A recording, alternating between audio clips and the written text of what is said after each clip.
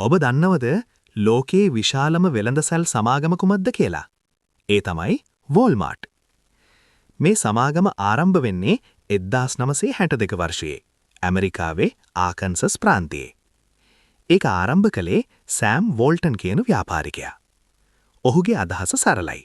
ජනතාවට අඩු මිලට හොඳ ගුණාත්මක භාණ්ඩ ලබා දෙන එක. වෝල්මාර්ට් වැඩ කරන විදිහත් සරලයි. ඔහුන් භාණ්ඩ ගොඩක් එකවර මිලදී ගන්නවා. එවිට වියදම අඩු වෙනවා. එයින් ලැබෙන වාසිය පාරිභෝගිකයන්ට ලබා දෙනවා. ඒ නිසා භාණ්ඩ මිල අඩු වෙලා තියෙනවා. අද වෝල්මාර්ට් ලෝකයේ පුරා වෙළඳසැල් දහස් ගණනක් තිබෙන විශාල සමාගමක්. එහි සේවකයන් මිලියන 2කට වැඩි. ඒ නිසා එය ලෝකයේ විශාලම පෞද්ගලික සේවාදායකයන්ගෙන් එකක්. මෙම සමාගම වෙළඳසැල් වලට පමණක් සීමා වෙලා නැහැ. ඔහුන් අන්තර්ජාලය හරහා වෙළඳාමත් කරගෙන යනවා. ඒත් මේට ගැටලු නොතිබුණා කියලා කියන්න බෑ.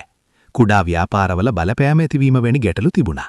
නමුත් අඩු මිල තබා ගැනීම සහ භාණ්ඩ සැපයීම හොඳින් කළමනාකරණය කිරීම නිසා වෝල්මාර්ට් අදත් වෙළඳපොලේ ඉදිරියෙන්ම ඉන්නවා. මෙයින් අපිට ඉගෙන ගන්න පුළුවන් වැදගත් පාඩමක් තියෙනවා. සරල අදහසක් හොඳින් ක්‍රියාත්මක කළාම ලෝකය ජය ගන්න පුළුවන්.